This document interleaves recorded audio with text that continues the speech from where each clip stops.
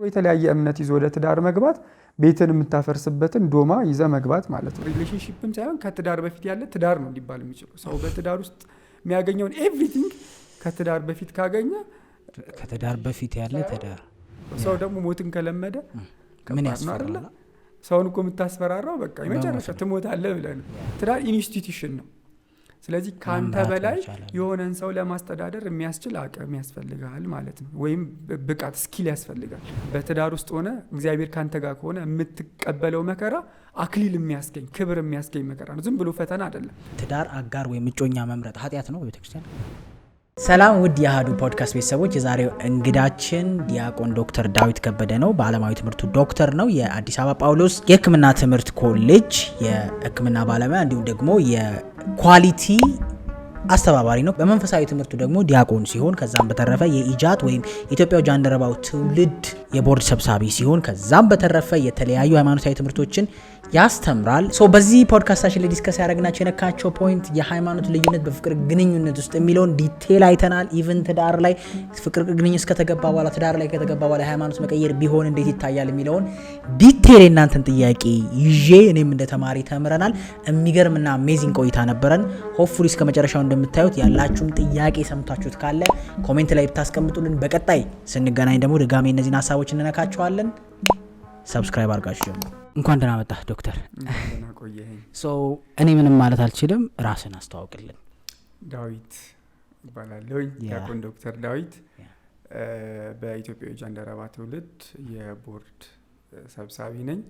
ከዛም ውጭ ደግሞ በሙያዬ በቅዱስ ጳውሎስ ሆስፒታል ሚሊኒየም ሜዲካል ኮሌጅ በሕክምና አገለግላለሁ።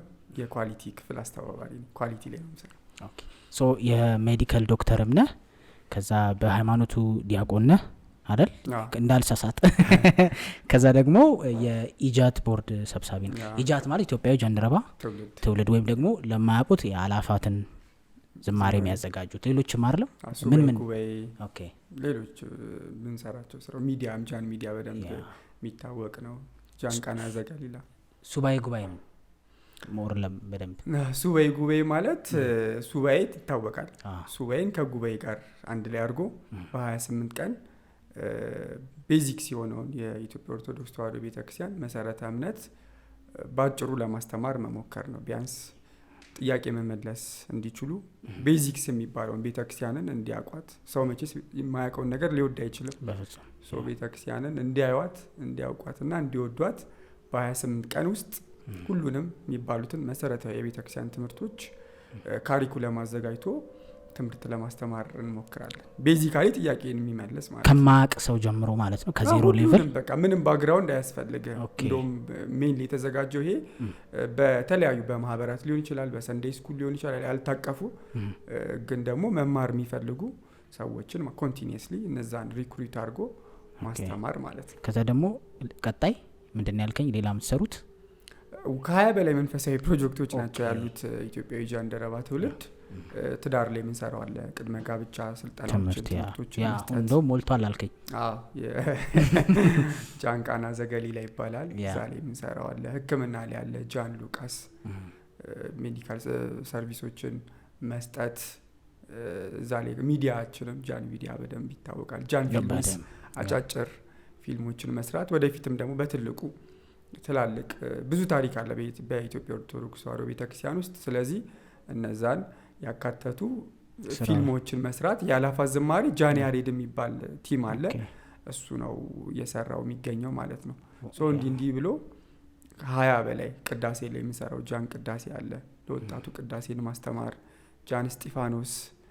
አሁን እንዳታጣላኝ 20ውን መጥቀስ ስላለብኝ ቻሪቲ ላይ የምንሰራቸውም አሉ። እስር ቤት ጃን ጳውሎስ እና ሲላስ እስር ቤት ሄዶ ቤዚክስ ትምህርቶችን ማስተማር። እያንዳንዱ ስሞች ከሚሰሩት ተግባር ጋር መጽሐፍ ቅዱሳዊ ይዘት ይዘው ነው ማለት ነው፣ የተያያዘ ነው።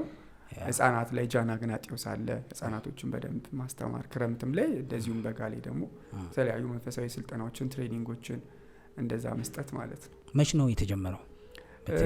ሁለቴ የአላፋት ዝማሬ አይቻል 4 ዓመት ሆኖታል አሁን ኢጃት ከተመሰረተ ማለት ነው። 4 ዓመት አካባቢ ሆኗል። መጽሐፍት ላይ እንግዲህ ኢትዮጵያዊ ጃንደረባ ትውልድ ያው ጃንደረባውን የሚመስል ትውልድን መፍጠር ነው ቤዚክ አላማው ማለት ነው። ኢትዮጵያዊውን ጃንደረባ የመሰለ ትውልድን መፍጠር። ጃንደረባው ማን ነው ካልክ የንግስት እንደኬ የገንዘብ ሚኒስቴር ነበር። ከዛ ወደ ኢየሩሳሌም ሊሰግድ የሄደ ባለስልጣን ነው። ብዙ ጊዜ እንግዲህ ያው ስልጣን ሲኖር ይሰገድልሃል እንጂ አትሰግድም።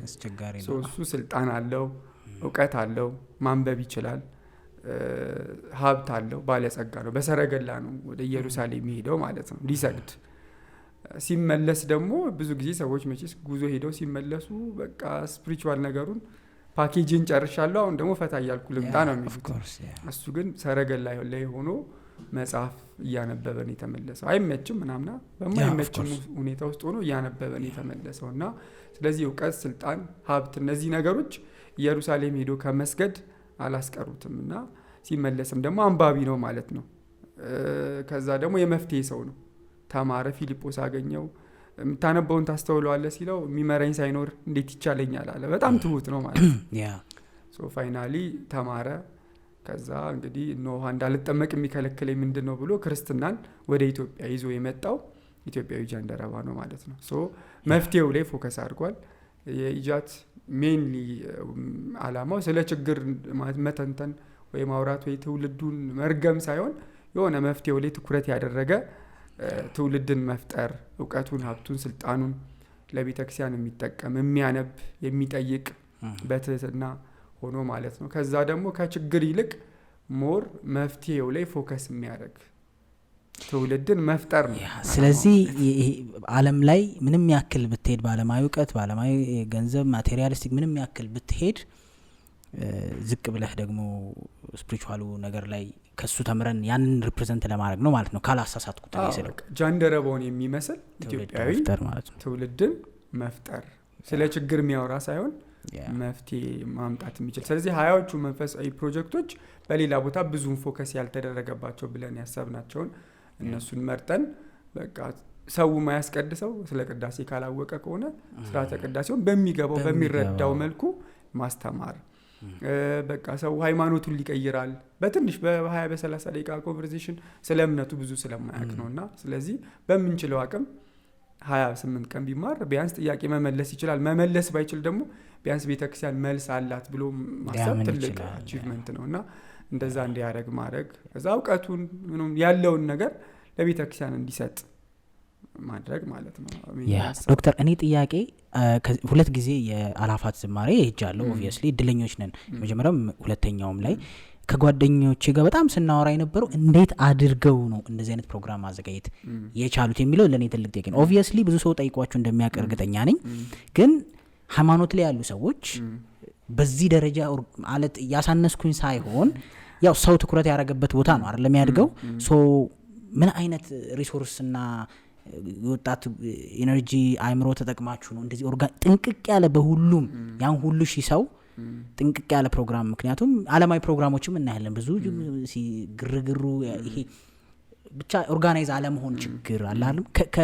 ከምትሰጡት የስጦታ ባግ ጀምሮ ያስገርመኝ የምሬ ነው። ከቁልፍ ይሄ የሚሰጡት ፓኬጆች በጣም ፐርፌክት ነበር ለኔ ማለት ነውና ጓደኞቼ በጣም ነው በቃ የተገረም ነውና ይሄን ለየት ያለ ያረጋችሁበት ነገር አለ?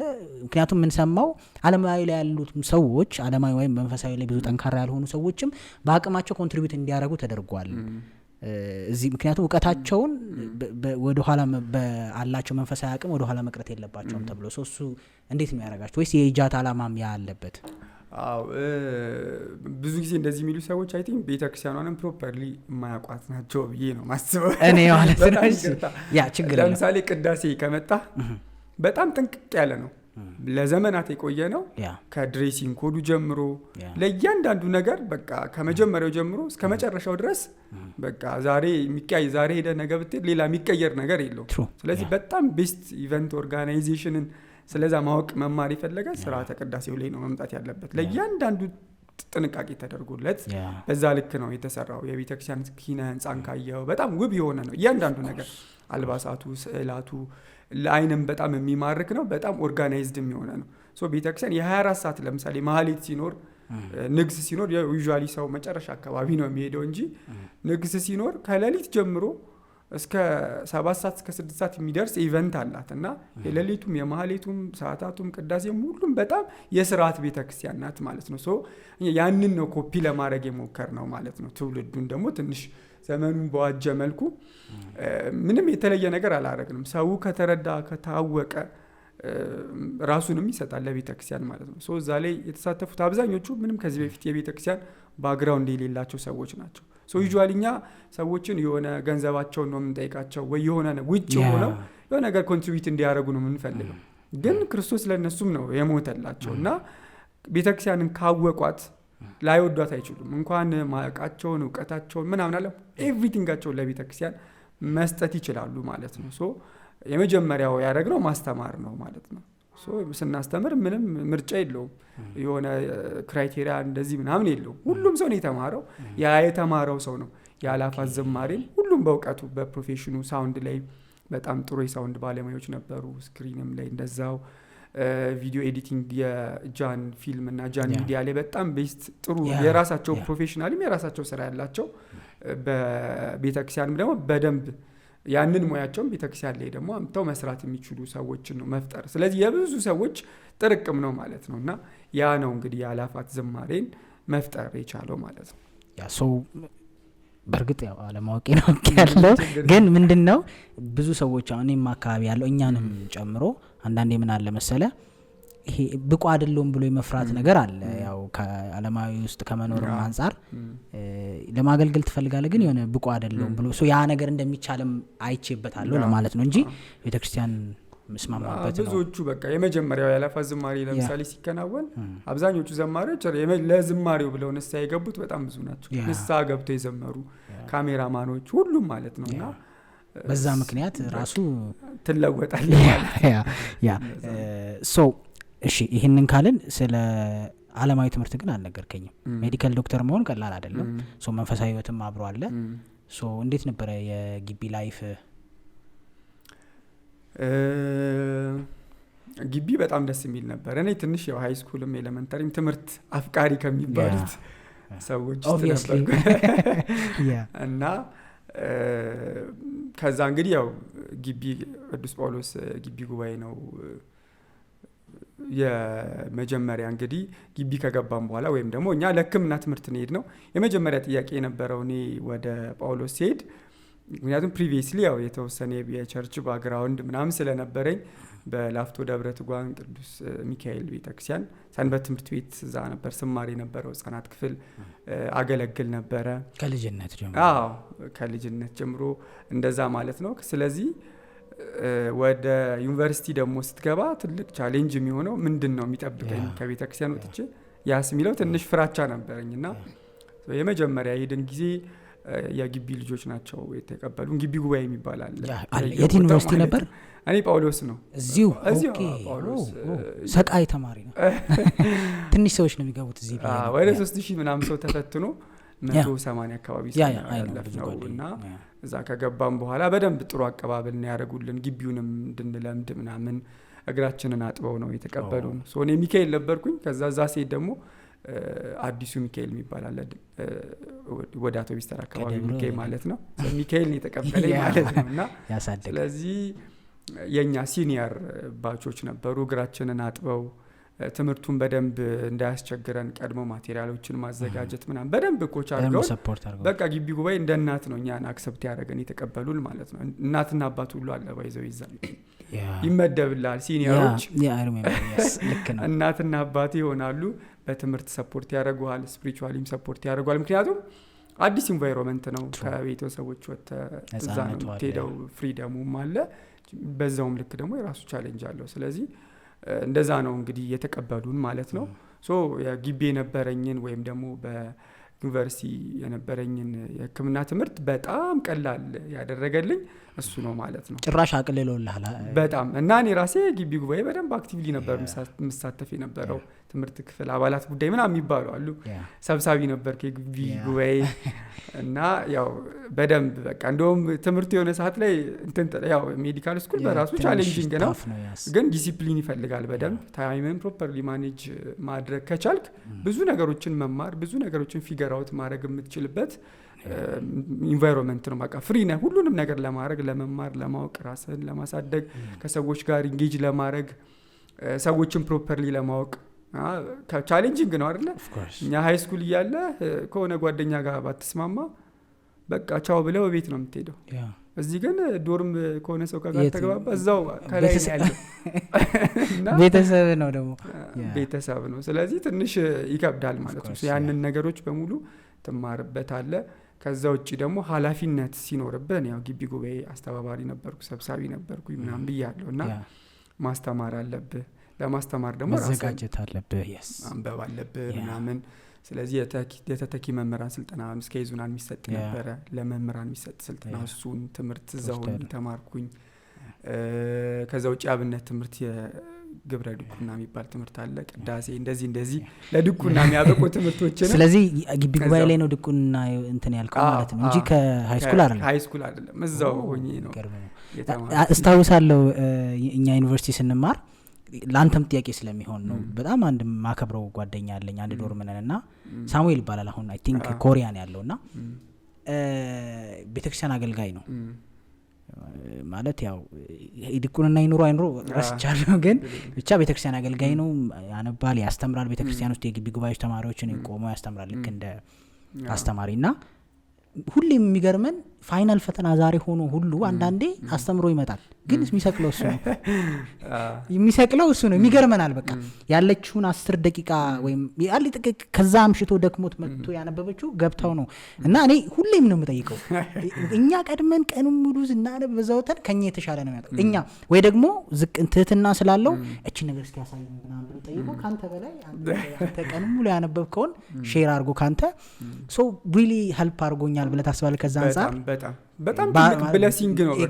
ብለሲንግ አለው እና ሆሊስቲክ ሰው ነው ደግሞ የምትሆነው። በቃ በአንድ መንገድ በተቀደደልህ ምክንያቱም ያ ሃይስኩል ተማርን፣ ከዛ ጎበዝ ተማሪ ከሆንክ ሕክምና ተማር ትባላለህ፣ ተምረህ ትጨርሳለህ፣ ሰው ሐኪም ልትሆን ትችላለህ። ግን ሌላውስ ደግሞ ሌላውንም አስፔክት ኦፍ ላይፍን ኮምፕሊት ያደርግልሃል ማለት ነው። ለሰዎች መኖርን ትማርበታለህ፣ ሂዩሚሊቲን ትማርበታለህ፣ ራስን በደንብ ማብቃት፣ የሚጎሉንም ነገሮች ለማስተካከል ምናምን ይጠቅማል ያደርጋል። ከዛ ዲሲፕሊን ደግሞ የሚባል ነገር አለ ማለት አንድን ነገር የሆነ ተጨናንቀ ስላደረግኩ አንዳንድ ጊዜ ግቢ ላይ ሪሊ ከሚያነቡት በተለይ ሜዲካል ስኩል ማለት ነው ስለ ማንበብ በመጨነቅ በጣም ብዙ ጊዜ ልታሳልፍ ትችላለህ። ማለት ጠዋት ትነሳለህ፣ ማታ አላነበብክም ትሽ ምናምን ትላለህ፣ እንደዛ እያለ ይቀጥላል። እና እዚህ ጋር ደግሞ የሆነ ኃላፊነት ሲኖረ ዲሲፕሊን ይኖራል። በጣም እኔ ጠዋት እነሳለሁ 10 ሰዓት ጸሎቴን አደርጋለሁ። ከዛ ብዙ ሰው ማታ ያመሻል። እኔ ደግሞ ከሃይ ስኩል ጀምሮ ያልቀየርኩት ትሬንድ ጠዋት መነሳት ነው፣ ለብዙ ነገር ስለጠቀመኝ ማለት ሶ 1 ሰዓት 2 ሰዓት እስከ ክላስ እስክንገባ ድረስ ያለችዋል ኮንሲስተንትሊ ትናንሽ ነገሮችን ማድረግ ነው። አቴታይም ብዙ ነገር ወይ ሳምንት ሲቀረው ለማንበብ ምናምን ከሞከርክ በጣም ቻሌንጂንግ ነው። እና ከዛም ውጭ ደግሞ ያው ቅድም እንዳልኩ እግዚአብሔር ካንተ ጋር ከሆነ ደግሞ እኔ ለምሳሌ በጣም ሲምፕል ነው የሚሆነው። ቀድሜ ራሴ የኔ ፔሸንት ነው ለምሳሌ ሜዲካል ስኩል ላይ ኤግዛም ማለት የሆነ ፔሸንት ነው የሚሰጥ ኬዝ ማለት ነው። ሶ ያንን ኬዝ የተለያየ ኬዝ ስለሚሆን ምን ኬዝ ሊደርስ እንደሚችል አታውቅም። እኔ ብዙ ያልተዘጋጀበት ወይ ብዙ ያልተማርከው ኬዝ ድንገት ሊደርስ ይችላል። እሱ በቃ ላክ የሚባለው እሱ ነው። እና እኔ ቢያንስ 3-4 ጊዜ ራስ ያቀረብኩት ፔሸንት ደርሶኝ ያውቃል። ራስ ያቀረብኩት ኬዝ ቀድሞ ይፈት ማለት ዝም ብሎ ለማስተማር ራሱ የጠየቀን ሰው ሐኪም ማለት ነው። ስለዚህ በቀላ እና በቃ ይሄ እንግዲህ ከእግዚአብሔር ካልሆነ ሊሆን ይችላል ብዬ ኦብቪየስ። እኔ እንጃ በመንፈሳዊ ህይወት ጠንካራ የሆኑ ሰዎች የዓለማዊ ህይወት ሲከብዳቸው ብዙ አላይም። ቀንዶም እንትን ነው የሚሆንባቸው ማለት ቢመጣም አያስጨንቃቸውም። ቀለል አድርጎ ነው እንዳልኩ። አሁን ይሄ ልጅ ቀለል ውጤቱ ከማንም በላይ ነው፣ ግን የሚያጠና የለም። ግን አብዛኛው ሰዓት የለም ጾሞ አስቀድሶ ምን ብሎ ክላስ የማይገባበት አንዳንዴ እንደዛ ማድረግ አለብህ እያልኩኝ ሳይሆን በቃ ታፍ ነው፣ ከኛ በላይ ጠንካራ ነው፣ ከኛ በላይ ጤነኛ ነው፣ ከኛ በላይ ውጤት ያመጣል። ግን ደግሞ ስታየው የለም ሁሌ። እኔ ብዙ የተማርኩት ግቢ ያለው ነው ባይዘ በገና ተምሬያለሁ እዛው ቅድስት ሥላሴ መንፈሳዊ ኮሌጅ አልጨረስኩትም፣ ግን እስከ 2ኛ ዓመት እዛው ግቢ ያለው ቲዮሎጂ ማለት ነው ተምሬያለሁ። የመምህራን ስልጠናዎች፣ አጫጭር ስልጠናዎች እንደዚህ እኚህ ነገሮች ተምሬያለሁ። የአብነት ትምህርት ቅድም ያልኩን ማለት ነው ሃይ ስኩል እያለሁ ነው የጀመርኩት፣ ግን ቢያንስ ትንሽ ገፋ ያደረኩትኝ ደግሞ እዛ ነው ማለት ነው። ሶ በቃ ሙሉ ታይማችንን ቤተክርስቲያን እና ከዛ ውጭ ያለውን ደግሞ ትምህርት ላይ ፎከስ አድርገን ለማሳለፍ እንሞክራለን። ብዙ ከዓለማዊ ነገርም ስለምትርቅ ፈተና ይቀንስልሃል ይመስለኛል አይደል? ምክንያቱም የግቢ ህይወት ዓለማዊ ነገር የሚፈትነው በጣም ይበዛል አይደል? ራስን በራስ ውስብስብ ነገር ውስጥ ከተህ ስቃይ ያለው እና አይ ቲንክ አድቫይዝም ታደርጋለህ ብዬ አስባለሁ አይደል? በደንብ በጣም ብዙ ብሌሲንግ የሚያገኙበት ነገር ነው። ከዛ ደግሞ ሆሊስቲክ ማንነት ሰው መቼስ አካል አለው፣ አይምሮ አለው፣ ስነ ልቦና አለው፣ ስፒሪቹዋል ማንነት አለው። ሶ እነዚህን ሁሉ ነገሮች አስታርቆ መኖር አለበት። የተፈጠረበትንም ደግሞ ፐርፐዝ ሚስ ማድረግ የለበትም። ለምን ከዛ የሁሉ ጊዜ መቼስ ከዛስ ብለህ መጠየቅ አለብህ። ኦኬ ሐኪም ሆንክ ከዛስ ኤግዚስቴንሻል ጥያቄ ይመጣል እና ጋራንቲ አይደለም ሐኪም ሆነ ላለመታመም። ብዙ ጊዜ ሐኪም ስትሆን የምትታመም አይመስልም፣ ግን ትለምደዋለህ። ሞት በጣም ሰው በጣም የሚፈራው ነገር ሞት አይደለም። ሰው መጀመሪያ አካባቢ ትንሽ ትደነግጣል። ከዛ ግን በየጊዜው ስታየው የሆነ ትለምደዋለህ ነገር የምትሞትም አይመስልም። ፕሮሰስ ይመስላል። በቃ ኖርማል ፕሮሰስ። ሰው ደግሞ ሞትን ከለመደ ምን ያስፈራል? ሰውን እኮ የምታስፈራራው በቃ የመጨረሻ ትሞታለህ ብለህ ነው። ጥሩ ነው ሞትን መልመድ ብለህ ነው። ሞትን መልመድ በጥሩ ነው የሚታየው፣ በመጥፎ ማወቅ አለበት። ሞትን መልመድ ስል ምን ለማለት ፈልጌ መሰለህ? ምንም የማይመስልህ ከሆነ ቻሌንጂንግ ነው በጣም። ሰውም ሲሞት ልክ እንደ ማንኛውም ሩቲን አይነት ነገር። አሁን የሆነ ገራዥ መኪና ተበላሽቶ ሲመጣ ሰውየው በቃ ምንም አይመስለውም አይደለ? መቀየር ነው የሚቀየረው፣ በቃ የሆነው የሚቀየረውን ይቀይራል። በቃ እንደዛ ያደርጋል። ግን እኛ ሰው ላይ ነው የምንሰራው። እና በየጊዜው ሰው ሲታመም ሲሞት አንዳንድ ጊዜ አንተን ራሱ ከሰዋዊ ማንነት ትንሽ የመጎተት ነገር አለው። ስፒሪቹዋል ማንነት ከሌለህ በጣም ከባድ ነው። በቃ ቢበዛ ቢሞት ነው ይሆናል ማለት ነው። ፔንንም የሰውንም ፔን መላመድ ይመጣል። ስለዚህ ትንሽ ቸልተኛ መሆን ምናምን ብዙ ጊዜ ሜዲካል ኤረሮች በብዛት የሚፈጠሩት ከእውቀት ማነስ ምናምን አይደለም፣ ባይዘው ከቸልተኝነት ነው። ስለማያቅ ምናምን ሳይሆን ከመልመድ በቃላ ሁሌ እዛ ስትውል ሁሌ ስታድር ምናምን በቃ ተመሳሳይ ነገር ነው። ለዛ ሰውዬ ነው እንጂ አዲስ የሚሆነው ለሚመጣው ለሚያስታምሙት ኢንቫይሮንመንት ሴቲንጉ ይቀየራል እንጂ አንተ የተለያዩ ሰዎች ለአንተ ኬዝ ነው ገብቷል። የልብ ኬዝ ያለባቸው 100 ሰዎች ነው የሚመጡት። አንተ ስትታመም ግን አንተ ነህ ማለት ነው። ሶ ትለምደዋለህ በብዙ ሂደትና ስለዚህ ስፒሪቹዋሉ ግዴታ ነው ማለት ነው። ስፒሪቹዋል ማንነት ከሌለ በጣም ቻሌንጂንግ ነው። ሰው መሆን ደግሞ ያስፈልጋል ማለት ነው። እንደዛ አይደሉም እያልኩ አይደለም፣ ወይም አይደለንም እያልኩ አይደለም። በጣም እንደውም ትልቅ ለምሳሌ ብዙ ኤግዛምፕል መስጠት እችላለሁ። እንደዚህ ስራዎች ይሰራሉ። የግድ እንደ ሰው ማዘን የሚያስፈልግበት ኤሪያ ስለሆነ ማለት ነው። ለምሳሌ መድኃኒት መግዛት አቅቷቸው ነርሶች፣ ሐኪሞች ገንዘብ አዋጥተው የተለመደ ነገር ነው ያሳክማሉ። አስታማሚ የሌላቸው ሰዎች አሉ፣ ነርሶች ያስታምሟቸዋል። ለምሳሌ ህጻናት ተወልደው ጥሏቸው የሚሄዱ ሰዎች አሉ። በነገራችን ወጥተው ወልደዋቸው ወይ ትንሽ ይታመማሉ ምናምን፣ የጨቅላ ህጻናት ምናምን ሲገቡ የሚተርፉ አይመስሏቸውም። ከክፍለ ሀገር አንዳንድ የመጡ ምናምን ፋይናንሻሊ ማቅም ሲቸግራቸው ወልደው ጥለው የሚሄዱ በጣም ብዙ ሰዎች አሉ። እነዛን ልጆች የሚረከቧቸው ኤንጂኦዎች አሉ። እስኪረከቧቸው ድረስ ግን አንድ ወር ከ15 ቀን 2 ወር ልጆቹ ሊቆዩ ይችላሉ ማለት ነው ተሽሏቸው። እነሱን እንደ እናት ሆነው የሚንከባከቧቸው ነርሶች ናቸው። ኤቭሪቲንግ እንደውም ከሌሎች ልጆች በደንብ በቃ በእንክብካቤ። ይሄ እንግዲህ ሰው መሆንን የሚፈልግ ነገር ስለሆነ ማለት ነው። ፔሸንት ሞቶ ልታለቅስ ትችላለህ። ይገጥሞኛል እንደዛ። እና ግድ በቃ ሰው ስለሆንክ ፊል ታደርጋለህ ማለት ነው። ያንን ፊሊንግ ማጣት የለብህም። ያንን ሉዝ ካረክ ስራውን እኔ አንድ ሰው ሐኪም እንደዚህ ሉዝ ካረከ ቢያቆመው ጥሩ ነው ብዬ አስባለሁ። ሌላ ስራ ቢሰራ። ምክንያቱም ፓሽኔትድ አይደለማ የምትበይደው ሰው ስለሆነ ፊል ያደርጋል፣ ስሜት አለው ምናምን። የምትጎዳውም እንደዛ ሲሆን ስለሆነ ያንን ነገር ሉዝ ማድረግ የለብህም። እና ደግሞ በጣም ከሌላው ሙያ በጣም ስፒሪቹዋል መሆን፣ ምክንያቱም ትህትናን፣ ፍቅርን፣ ለሰዎች ርህራሄን፣ እነዚህ ነገሮች የምትማርበት ነገር ነው በራሱ ማለት ነው። ክርስቶስም እኮ ባለመድኃኒት የተባለው ወደዚህ ምድር ሲመጣ ከተጠራባቸው ሙያዎች መካከል አንዱ ሐኪም ነው የተባለው፣ ባለመድኃኒት የተባለው። ሉቃስም ሐኪም ነበር፣ ግን የተወደደ ባለመድኃኒት ነው ይለዋል ጳውሎስ ሲያመሰግነው።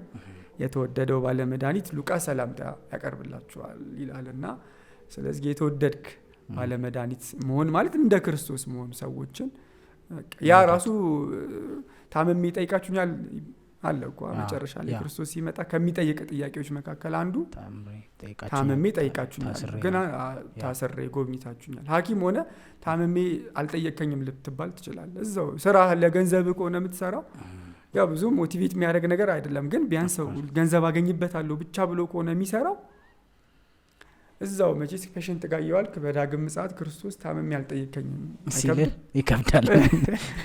እዛው ሆነ ማለት እዛው ሆነ። ስለዚህ ሞያው የበለጠ ስፒሪቹዋሊም ደግሞ ጠንካራ መሆን ደግሞ ታማሚዎቹን በማከም ረገድ ውስጥ ጥሩ ነው ማለት ነው። በጣም ማለት ሂል እንዲያደርጉ በጣም አድቫንቴጅ አለው። ኤክስፒሪየንስ አለ ከዛ ጋር ተያዘ ማለት አንደኛ አንደርስታንድ በደንብ ታረጋቸዋለ፣ በደንብ ኬር ታረግላቸዋለ። ሰው መሰማት ይፈልጋል ፔኑን አለ የሰውን በሽታውን ራሱ እኮ ማወቅ የምትችለው በደንብ ስታዳምጠው ነው። ሁሉም ሰው ዩኒክ ነው። አሁን እኛ መጽሐፍ ላይ የተማርነው ነገርና አክቹዋሊ ፔሸንቶች አንድ አይነት አይደሉም። ዩኒክ ነገር አለው እያንዳንዱ ሰው ማለት ነው። ዩኒክ ኒድ አለው። ሶሻል ስትረሶች አሉበት በጣም ብዙ አይደለ። እንደውም አንዳንድ ሰዎች ከበሽታው በላይ በበሽታው ምክንያት የሚያጋጥሟቸው ነገሮች ናቸው ተጽዕኖ አሳድሮች ይሞታሉ። ፋይናንሻል ሪዝን በሬውን ምናምን ሽጦ እኮ የሚመጣው ሰው በጣም ብዙ ሰው ነው። አብዛኛው የኛ ህዝብ ያው ፋይናንሻሊ ማቀም የለው ድኖ በምን እንደሚኖር ነው የሚያስበው። ስለዚህ ያ ስትረስ ራሱ ይገለዋል። በጣም ንብረቱን ሸጦ በምን ልኖር ነው ያለው። ንብረቱን ሽጦ ይመጣል። አስተማሚዎችም ደግሞ መጥተው እዚህ መድኃኒት መግዛት አፎርድ ማድረግ ሳይችሉ፣ ስለዚህ ሳይኮሎጂካሊ በደንብ በቃ ተስፋ መስጠት አለብህ ማለት ነው። ሶ አንተ ተስፋ ከቆረጥክበት እንዴት ተስፋ ሊያደርግ ይችላል? ተስፋ በሚቆረጥበትም ምክንያት ማለት ሊሞት ይችላል ብለህ ተስፋ የቆረጥክበት ሰው ሰርቫይቭ ሊያደርግ ይችላል። ደህና ነው ያልከው ሰው ደግሞ ድንገት ሊያመልጥ ይችላል። ሶ እያንዳንዱ ሰው ዩኒክ ነው እና በጣም ስፒሪቹዋሊ ጠንካራ መሆን፣ ሳይኮሎጂካሊ እነሱንም በደንብ ሰፖርት እንድታረጋቸው፣ ተስፋ እንድትሰጣቸው፣ ብራይት ፊት ማሳየት ለፔሸንቶች ተስፋ ያደርጋሉ ማለት ነው። ስታመናጭቃቸው የሆነ ነገር ስታረጋቸው ያነ ሰው ነው በቃ አፍተሮል አንተም ማተሮፍ ወረፋ ጠባቂዎች ነን ሁላችንም። ነገ እዛ ጋር እንደርሳለን እና ሰው መቼስ ቀብር ላይ ሆኖ አሁን ያቅዳል ለመኖር ስለተፈጠረን የሰው የቀበረ አክሰፕት ሞትን አክሰፕት ለማድረግ በቃ ተመልሰ የምታደርገው ነገር ነው የምታስበው። ፔሸንቶች ጋር እየዋልክ ነገ እዛ ጋር ላለመሆነ ጋራንቲ የለም። እኛ ሐኪሞች ሆነን ሐኪም ሆነው የሞቱ ሰዎች አሉ። እዛው እኛ አስታመናቸው የሞቱ ሰዎች አሉ። ሶ ነገ እኔም እዛች ቦታ ላይ እንደመሆን በሆነ መንገድ ማሰብ መቻል። እንደዛ ስታሰብ በደንብ ለነሱ ኬር ማድረግ ሶ እንደም ኮንሺየስ ኮንክ እንደም አሪፍ ቦታ ነው ማለት ነው ህክምና። በደንብ ኤቭሪዴ ያስታውሳል ሟች መሆንህን። ሶ ነገ እንደምትሞት አድርገህ እንድትኖር ያደርጋል ህይወትህን። ጥንቅቅ ብለህ ተዘጋጅታችሁ ጠብቁ እንደሚባለው በቃ እንደዛ በቃ ኤቪደንስ ነው ማለት ነው። ደህና የሆነው ሰው ምናምን እያወራ እየተጫወተ የነበረው ሰው ኦል ኦፍ ሰደን ምንም እነዚህ ሰዎች የተለየ ከርስ ምናምን ኖሮባቸው ምናምን አይደለም። እኛ እዚህ ጋር አሁን ያለ ነው የተሻለ ጽድቅ ስለሰራን መልካም ሰዎች ምናምን ስለሆነ አይደለም። በቃ ይሰማተሩፍ ታይም ነው በቃ ወረፋ እየጠበክ ነው ማለት ነው። ነገ ከዚህ ቆጣም በኋላ ምን እንደሚያጋጥመን አናውቅም። ያው ሰው ይሄ ዲሞራላይዝ የሚያደርግ ይመስለዋል፣ ግን ኖ እንደዛ አይደለም። እንደው ሞር ሞቲቬትድ እንድትሆን ነው የሚያደርግ። በደንብ በቃ ቅን እንድትሆን፣ ሰዎች እንድትወድ፣ ባለ አቅም ትክክለኛውን ህይወት እንድትኖር ማነሳሻ ነው እንደው የሚያደርግ። ሪል ይሆናል ማለት ሞትን በትክክል አክሰፕት ማድረግና ልሞት እችላለሁ ብለህ እርግጠኛ ስትሆን በደንብ መጠንቀቅ ትጀምራለህ። ጥሩ ላይፍ ይኖራል። ያለህን ጊዜ በአግባቡ ለነገ የምትለው ነገር ወይም ለሆነ የምትለው ነገር አይኖርም። ያ ሶ መንፈሳዊ ህይወት ላይ ምንድነው ኃላፊነትህ በዋነኛነት እየሰራህ ያለው? እኔ አሁን ሜንሊ ቅበተ እምነት ላይ ነው እየሰራሁኝ ያለሁት። ቅበተ እምነት ላይ ማለት በተለያየ ምክንያት ከሃይማኖት የወጡ ሰዎች ወደ ቤተክርስቲያን መምጣት የሚፈልጉም አሉ። ሶ እዛ ላይ ፎከስ አድርጌ እየሰራሁ ነው ማለት ነው። ማስተማርና እነሱን ወደ ቤተክርስቲያን እንዲመለሱ ማድረግ። ከዛ ውጭ ደግሞ ያው አስተምራለሁ። ኤግዛክትሊ። ሶ ኢጃት ላይ ደግሞ የቦርድ ሜምበር ነህ? ቦርድ ሰብሳቢ ነኝ። ሊቀመንበር ማለት ነው? ኦኬ። ፕሬዚዳንት ማለት ነው? ያ እንደዛ ነው። ኦኬ። ሶ ታዲያ እምነት ላይ ከሃይማኖት ጋር የተያዘ ነገር ያላቸውን ኢሹዎች ነው የምትሰራው በዋነኛነት። እኛ ደግሞ ስለ ሪሌሽንሺፕ እናወራለን፣ ወይም የፍቅር ግንኙነት ወይም ደግሞ የጮኝነት ጊዜ መሰለኝ በሃይማኖቱ አይደለም የሚባለው። ሶ እዛ ላይ እንሰራለን። ሞሮፍ ግን የሃይማኖትን ማስተማሪ ስላልሆነን በተቻለ መጠን እንደ ሪፈረንስ የምንወስደው ሃይማኖቱን ቢሆን ያን ህግ ላለመጣስ ብንሞክርም ብዙ ነገሮች ግን ከሃይማኖት አንጻር ማወቅ ያሉብን ነገሮች አሉ ብዬ አምናለሁ። እኔም ጥያቄ ያሉብኝ ሌሎችም የኔ ኦዲየንሶችም ጥያቄ ያለባቸው ፍቅረኝነትን ይፈቅዳል ሃይማኖት? እንዴት በቤተ ክርስቲያን ስፔሻሊ ደግሞ አንተ ኦርቶዶክስ ሃይማኖት ተከታይም አስተማሪም መምህርም ስለሆንክ ፍቅረኝነት ይፈቀዳል? በመጀመሪያ ያው እጮኝነት በቤተ ክርስቲያን የሚታወቀው ቋንቋ ያው እጮኝነት ነው። ፍቅረኝነት ያው ሁሉንም ሰው በክርስቶስ እንዲወድ ታዟል። ሁሉንም ሰው መውደድ አለብህ፣ ማፍቀር አለብህ። ክርስቶስ እኛን እንደወደደን ሁሉንም ሰው መውደድ አለብን። ያ እንግዲህ ለሁሉም የታዘዘ ሕግና ትእዛዝ ነው ማለት ነው። ከዛ ውጭ ግን የእጮኝነት ጊዜ በቤተክርስቲያን ይታወቃል። 2 ዓመት ባይበልጥ ብዙ ፈተናዎች ምናምን ስለሚኖሩት ማለት ነው። የእጮኝነት ጊዜ ማለት የምትተዋወቅበት፣ የምትግባባበት፣ ፕሪንሲፕሎችን ሴት የምታደርግበት። መንፈሳዊ ሰው ከሆንክ ያው እሷም መንፈሳዊ ባክግራውንድ ያስፈልጋታል። በደንብ አላ በሆነ መንገድ ትዳርን አንኤክስፔክትድ የሚያደርገው በደንብ ሳትተዋወቅ መግባት ነው። ከዛ በኋላ የሚመጡትን ቻሌንጆች፣ ፈተናዎች እነዛን ሁሉ መሸከም የምትችለው በደንብ መተዋወቅ ሰፈሪንግም ስለሆነ ሳክሪፋይ ለማድረግ ዲዘርቭ ታደርጋለች ወይ ያ ዲዘርቭ ያደርጋል ወይ እንደ ራስ ያንን ሰው አክሰፕት ማድረግ ማለት ነው። እና በቤተክርስቲያን የእጮኝነት ጊዜ ይታወቃል። ብዙ ጊዜ ሰዎች ያው እንግዲህ ሪሌሽንሺፕን ከሌላ ነገር ስለሚማሩ ነው። አሁን በጣም ቻሌንጂንግም የሚሆነው ከፊልም ነው የምንማረው ወይ ከመጽሐፍ ወይ ከምናምን ነው። ያ ደግሞ መቼስ እግዚአብሔር አለ ተብሎ ሪሌሽንሺፕ ሲሆንና እግዚአብሔር የለም ብለህ ደግሞ ሪሌሽንሺፕ በጣም የተለያዩ ነገሮች ናቸው። ከሞት በኋላ ህይወት አለ ብለህ ስታስብ የሙታንን መነሳት ተስፋ አደርጋለሁ ብለህ ተስፋ አድርገህ ሪሌሽንሺፕ ውስጥ ገባ እና ደግሞ ምንም በቃ እግዚአብሔር የለም ከሆነ አልቲሜት የሆነውን ፕሌዠር ወይም ደስታ ምድር ላይ ማግኘትን ነው የምትፈልገው ማለት ነው።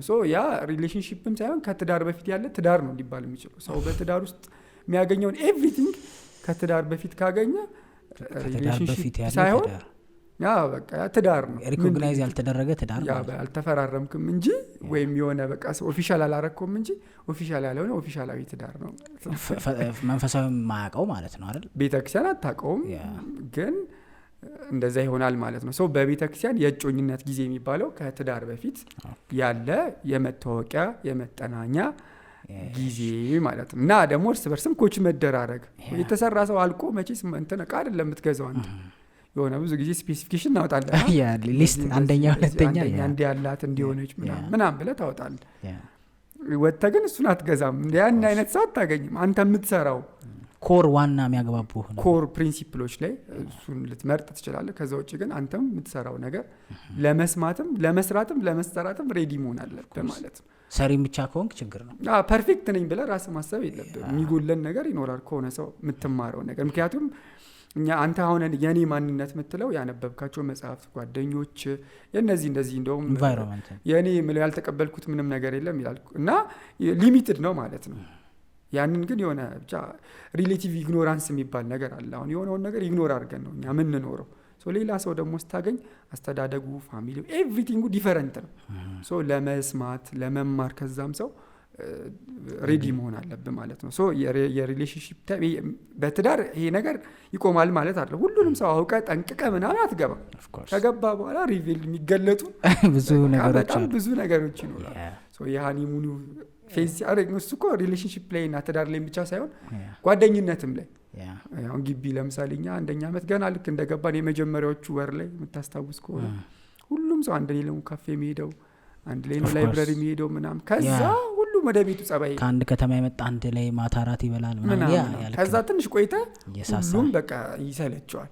ጠዋት መነሳት የማይፈልግ ሰው አለ፣ መብራት ሲጠፋ የሚደብረው ሰው አለ፣ ሲበራ እንደዚህ። ስለዚህ የተለያየ ሰው ትሆናለህ ማለት ወደ ራስ ማንነት ትመለሳለህ። ስለዚህ ሪሌሽንሺፕ በደንብ በቃ እርስ በርስ መተዋወቅ፣ መግባባት፣ ድክመቱን ለመሸፈን ለመማር ለርኒንግ ነገር ነው።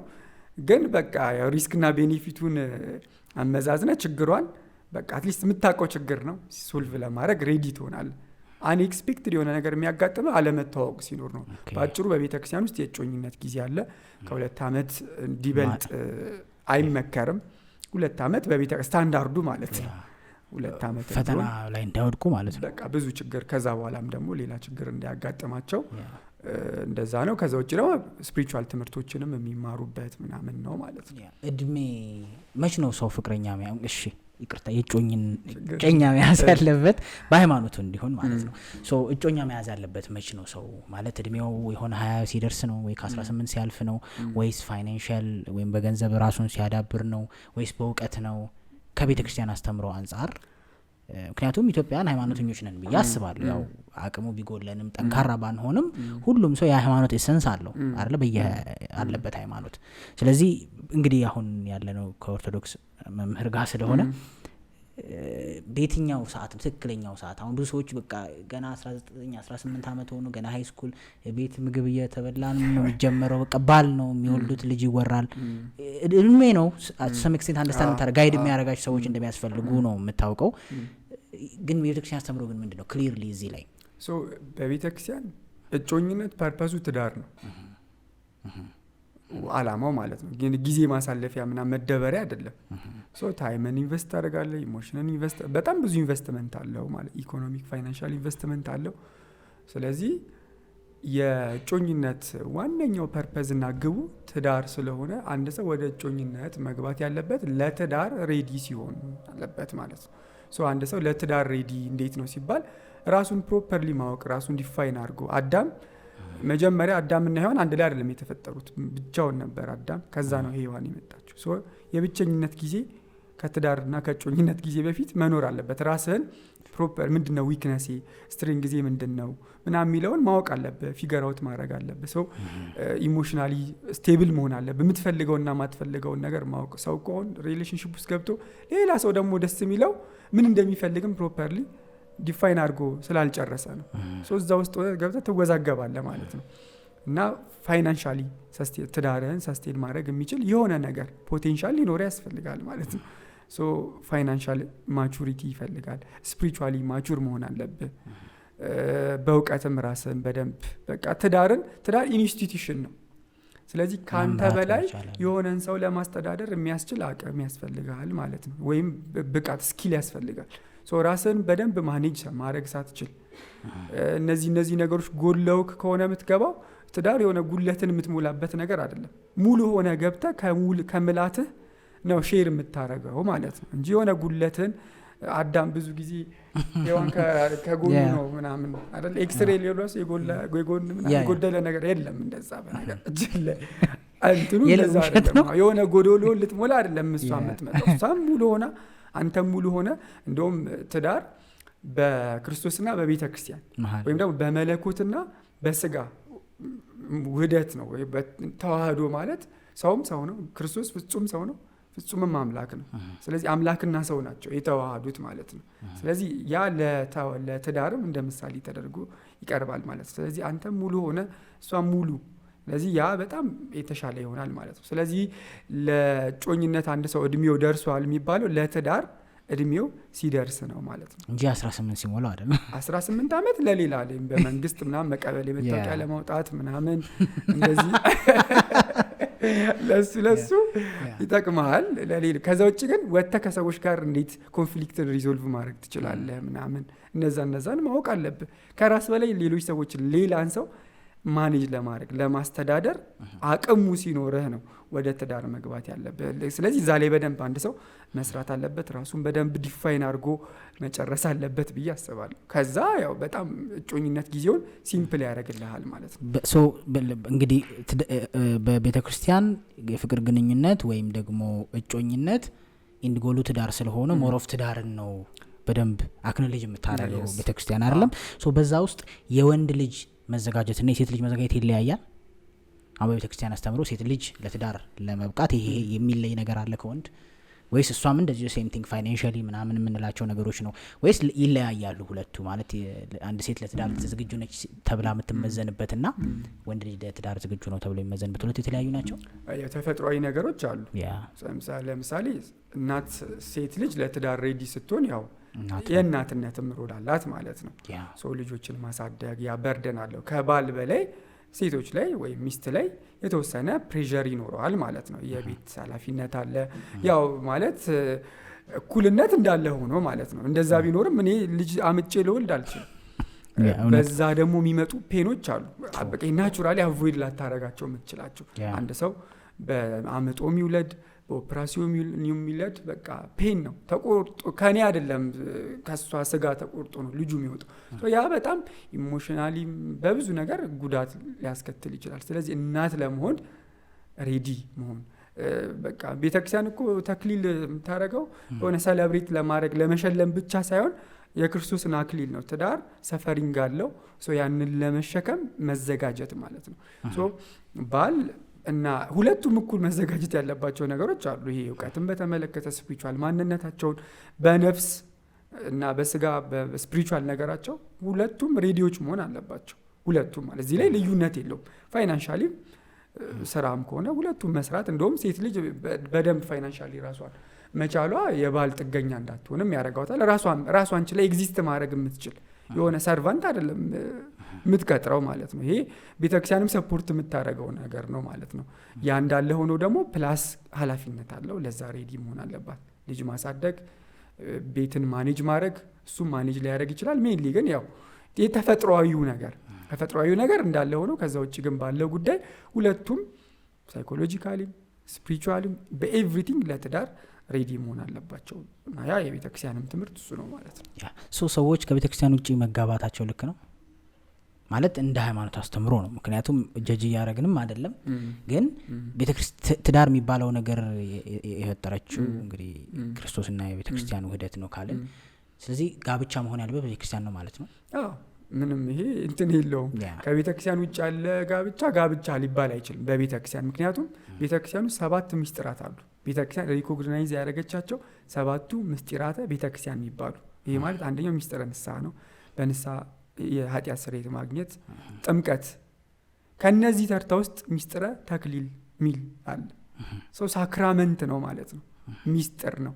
2 ሰዎች ወደ አንድ የሚቀየሩበት ስፒሪቹዋል የሆነ ሁለት ሆኖ አንድ ስጋ የሚሆኑበት 2 ናቸው፣ አንድ ይሆናሉ። እንዴት? በእግዚአብሔር። በ3 የተገመደ ገመድ አይበጠስም ይላል ጠቢቡ ሰለሞን። 3 የተባለው ባል፣ ሚስትና እግዚአብሔር ማለት ነው። እግዚአብሔር ሳያውቀው የተጀመረ ትዳር ማለት ነው ባጭሩ። ከእግዚአብሔር ውጭ የሆነ ትዳር፣ የመጀመሪያው ትዳር መስራች ራሱ እግዚአብሔር ነው አይደል? አዳምን ሰው ብቻውን ይሆን ዘንድ መልካም አይደለም፣ የምትመቸው ረዳት እንፍጠርለት ብሎ የምትመቸው ረዳት ያዘጋጀለት ለአዳም ሔዋን ናት። በአዳምና በሔዋን ጋብቻ ውስጥ እግዚአብሔር ነበር። እግዚአብሔር ነው የትዳሩ መስራች ማለት ነው። በቤተክርስቲያን ውስጥ መጋባት ማለት በእግዚአብሔር እውቅና በእግዚአብሔር ፈቃድ አንድ መሆን ትዳርን መመስረት ማለት ነው። እግዚአብሔር የማያውቀው ትዳር ደግሞ ያው ብዙ ፈተና ብዙ ቻሌንጅ ይገጥመዋል ማለት ነው። ከ7ቱ ምስጢራት ቤተክርስቲያን ውስጥ የሚመደብ ነው። በሐዲስ ኪዳን ደግሞ በክርስቶስና በቤተክርስቲያን መካከል ያለ ምሳሌ ነው። ክርስቶስ የቤተክርስቲያን ራስ ነው። ቤተክርስቲያን ደግሞ ለክርስቶስ አካል ናት። ልክ እንደ ሰው ብለን ታስበው ማለት ነው። አሁን ሚስት ባል የቤት ራስ ነው ሲባል ወይም የሚስት ራስ ነው ሲባል የሆነ ገዢ አምባገነን ነው ምናምን አይደለም። ክርስቶስ ለቤተክርስቲያን እንደሆነላት ባልም ለሚስቱ ይሁንላት። ይሄ ማለት ነፍሱን እስከ መስጠት ድረስ ሚስቱን ይውደዳት፣ አካሉ ናት፣ አንድ ሰው ናቸው ማለት ነው። እንደውም ቅዱስ ጳውሎስ በኤፌሶ መልእክት ምዕራፍ 5 ላይ ልክ አንተ ስጋህን እንደምትወደው ሚስትህን ውደዳት ይላል። ለራስ ስጋህን እንደምትንከባከበው፣ እንደምታበለው፣ እንደምታጠጣ አንድ አካል ስለሆናችሁ ማለት ነው። አንድ ነህ በቃ። ሰርቫይቭ ማድረግ አትችልም። በቃ አንድ አካል ቆረጠ። ምናልባት ታክሲ ለ2 ምናምን ልትከፍል ትችላለህ። አንድ ስጋ ናቸው ሲባል እንደዛ አይደለም፣ ግን ስፒሪቹዋል ነው ማለት ነው። ያ በእግዚአብሔር ቤት ውስጥ ሲሆን በቤተክርስቲያን ውስጥ ሲሆን እና ትልቅ ክርስቶስም የመጀመሪያው ተአምሩ መጀመሪያ ያደረገው ተአምር በቃና ዘገሊላ ውሃውን ወደ ወይን መቀየር የመጀመሪያው ሰርግ ነው ማለት ነው፣ ወይም ጋብቻ ነው ማለት ነው። ስለዚህ ትልቅ ሪስፔክት የሚሰጠው ነው። ቅዱሳን የሚፈሩበት ነው። ፓትርያርክ እኮ በተቀደሰ ጋብቻ ነው። ክርስቶስ ራሱ በተቀደሰ ጋብቻ ነው የተገኘው። እመቤታችን የሐናና የኢያቄም ልጆች ናቸው። ልጅ አልነበራቸውም። በጣም ብዙ ፈተና ውስጥ ነበሩ። ግን እግዚአብሔርን የቅዱሳን ታሪክን በሙሉ ካነበብክ ወደ ኋላ ስትሄድ እና አቡነ ተክለ ሃይማኖት የሁሉንም ማለት ነው ወደ ኋላ ኬድ እና አባቶቻቸው እግዚአብሔርን የሚወዱ በቤተ መቅደስ የሚያገለግሉ ምናምን ሰዎች ናቸው። ዮሐንስ መጥምቁ፣ ኤልሳቤጥና ዘካርያስ ሁለቱም ልጅ አልነበራቸውም። እሱ ካህን ነው፣ እሷም እንደዛው። ግን በሁለቱም በእግዚአብሔር ጻድቃን ነበሩ፣ የተወደዱ ናቸው። እና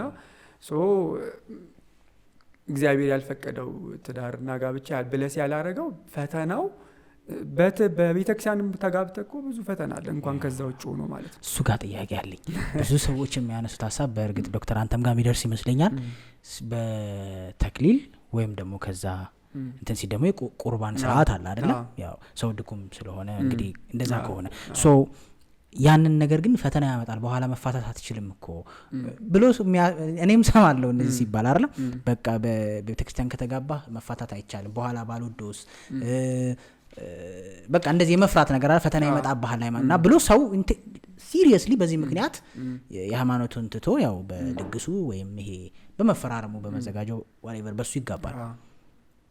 የምር እንደዚህ መጋባት ይፈተናል? እኔ አሁን እንደማያውቅ ሰው ማለት ለማወቅም ነው የምጠይቀው።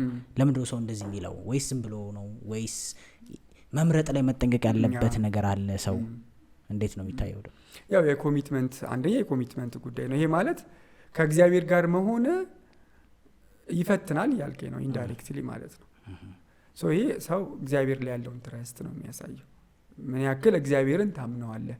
ይሄ ማለት ከእግዚአብሔር ጋር መሆን መንፈሳዊ መሆን ትዳሩን ተውና መንፈሳዊ መሆን የበለጠ ስለሚፈትን በቃ በሩቁ ይሻለኛል ሚል አለ ማለት ያው በቃ ከሰይጣን ጋር ተግባብተህ ትኖራለህ ማለት ነው። የራሱን ፕሮጀክት አይበጠብጥ ኦፍ ኮርስ ገብቷል እና እንደውም ሰው ዓለም ላይ ያለን ሰዎች እንደውም ይሁን አባት ሲያስተምሩ በገዳም ያሉ ሰዎች የበለጠ ይፈተናሉ። ዲያብሎስ ይፈትናቸዋል። ምክንያቱም የሚያገኙትን ክብር አክሊል ምናምን ስለሚያውቅ ማለት ነው። ከተማ ላይ ያለን ሰዎች ደግሞ ኦልሬዲ መቼስ እጅ ለሰጠ ሰው ብዙ አተኩስበትማ። ስለዚህ ሰይጣን ብዙም ትንቆሃል ማለት ነው፣ ትቷሃል ማለት ነው። በቃ የት ሄዳል ብለህ እጅ ሰጥተሃል ነው ገብቷል። እነዛ ግን እያመለጡት ስለሆነ ትንሽ ፈተና አለው። ግን እነሱ የሚፈተኑት ፈተና ከእግዚአብሔር ጋር ስለሆነ ያልፉታል ማለት ነው። እግዚአብሔርም እኮ በዓለም ሳላችሁ ፈተና አለባችሁ ክርስቶስን ያለው ግን አይዟችሁ እኔ ዓለምን አሸንፌዋለሁ። ሶ በትዳር ውስጥ ሆነ እግዚአብሔር ካንተ ጋር ከሆነ የምትቀበለው መከራ አክሊል የሚያስገኝ ክብር የሚያስገኝ መከራ ነው። ዝም ብሎ ፈተና አይደለም። ሶ ኢዘር ወይ ፈተና ይኖረዋል በዚህኛውም አለ በዛም። ግን ከእግዚአብሔር ጋር ሆነ የምትቀበለው መከራ በጣም ትልቅ ብለሲንግ ያለው መከራ ነው። ሰው ብዙ ጊዜ መንፈሳዊ ትዳር ሲያስብ ወይም ደግሞ በቃ በቤተክርስቲያን መጋባትን ሲያስብ ምንም ችግር የማያጋጥመው ፍጹም የሆነው ነገር ከሞት በኋላ በመንግስተ ሰማያት ነው ያለው። ምድር ላይ እስከሆንን ድረስ ፈተናዎች አሉ፣ ቻሌንጆች አሉ። ያ ነገር ያጋጥማል። ግን ብቻን አይደለም፣ እግዚአብሔር ካንተ ጋር ነው። በሶስት የተገመደ ገመድ አይበጠስም ማለት ነው። እግዚአብሔር አለ ማለት። ስለዚህ ሁልጊዜ ከእግዚአብሔር ጋር ያለህ ሪሌሽንሺፕ ምን ያክል ትልቅ ነው የሚለው እሱ ነው ሁሌ ኩዌስችን ማድረግ ያለብህ ማለት ነው። ስለዚህ ሰዎች የሆነ ሉፕ ሆል ስለሚፈልጉ የሆነ ማምለጥ ስለሚፈልጉ ሲጀመር መጀመሪያ አንድ ሰው ነገ በፈታት እስካለ እኮ ማግባት የለበትም። ገብቷል። ቻሌንጅ አጋጥሞ እኮ ልትለያይ ትችላለህ።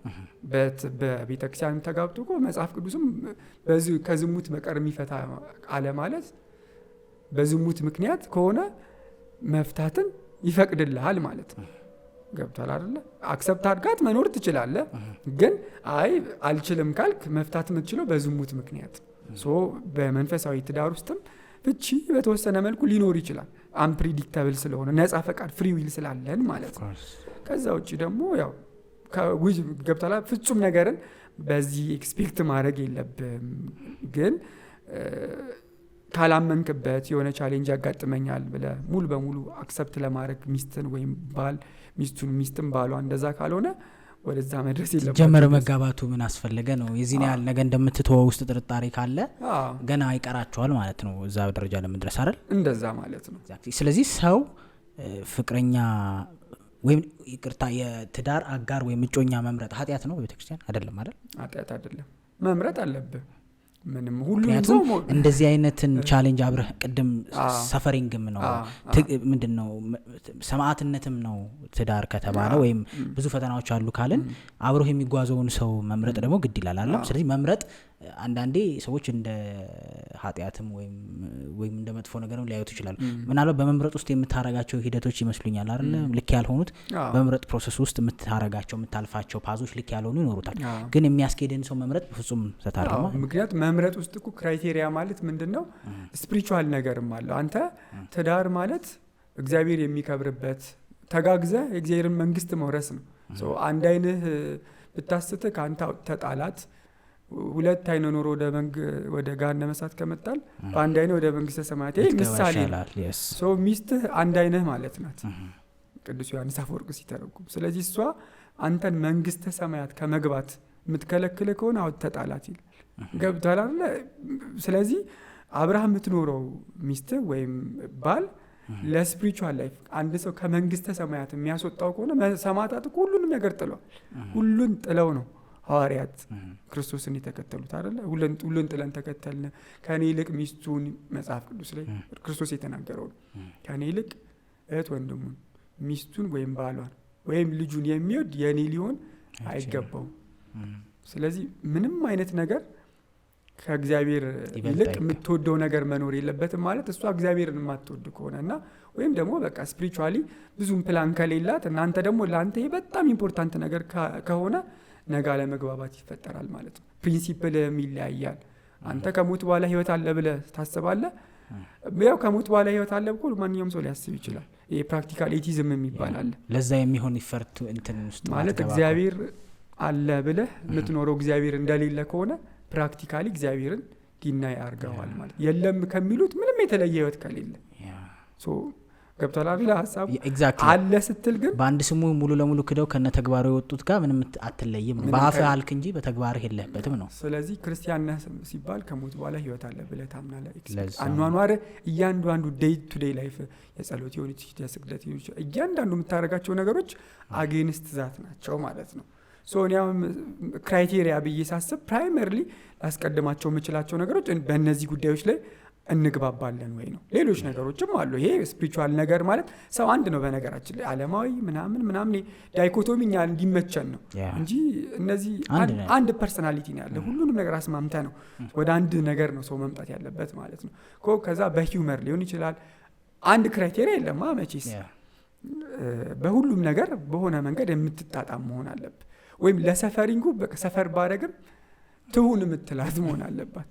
መከራ ብቀበልም እየወደድኩት ነው ብለህ ካልሆነ በቃ ቆርጠ ነው የምትላት ማለት ነው። ጥርጣሬዎች እያሉ ምናምን ይመጣሉ። ስለዚህ በደንብ ክራይቴሪያ ማውጣትን ምናምን ቤተክርስቲያን መምረጥን ለራስ የሚስማማን ነገርን መምረጥን አትጠላም። ሁሉንም ሰው መውደድ አለብህ በክርስቶስ።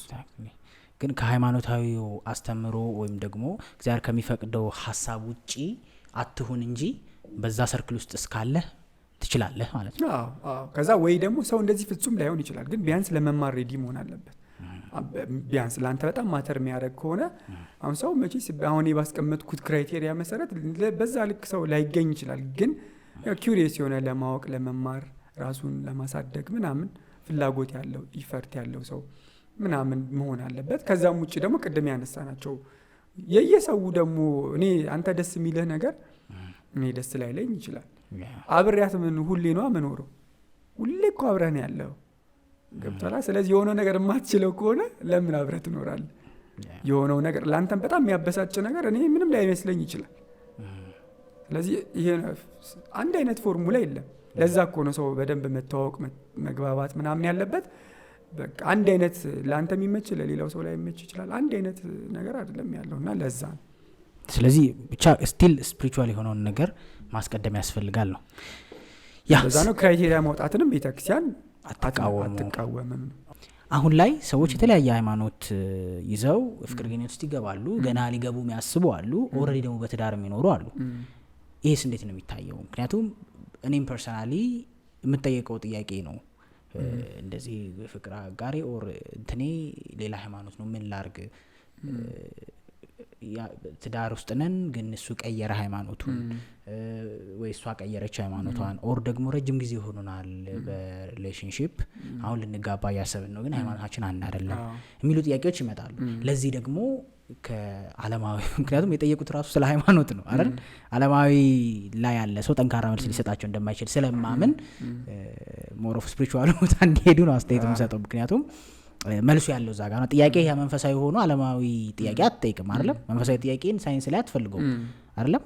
ሳይንሳዊ ጥያቄ ደግሞ ስትፈልግ ምናልባት መንፈሳዊ ላይ ታገኘው ትችላለህ ስቲል ሙሉ ስለሆነ መንፈሳዊ ነገር ሰው ከሃይማኖታዊው አስተምሮ ወይም ከሃይማኖታችን ይሄ እንዴት ነው የሚመለሰው? ይሄ ጥያቄ እንግዲህ በተለያየ እምነት ሆኖ ሪሌሽንሺፕ ውስጥ መግባት ብዙ ጊዜ ሰዎች በጣም ብዙ ሰዎች እንደዚህ ያጋጥማል። ስራህም በተወሰነ መልኩ ያገናኛል። የተለያየ ሃይማኖት ተከታይ ሆነው ከዛ ሊማሩ የሚመጡ አሉ እና ብዙ ጊዜ የሚመጡት ፋይናሊ በቃ አሁን 2 አመት 3 አመት ምናምን ቆይተው እንዴት እንደተጀመረ እነሱም ሲያወሩ እዚህ ደርሳል ብለን አላሰብንም፣ እዚህ በቃ እንደቀልድ ተጀመረ ምናምን ከዛ በኋላ በቃ ምናምን ብለን መጣን። አሁን ግን ስናስበው ትንሽ ሲሪየስ ነው። እነዚህ የመጡት ናቸው እኮ በያልመጣ ደግሞ በጣም ብዙ ሺህ ሰው አለ እዚህ ጋር የሚከታተል ማለት ነው።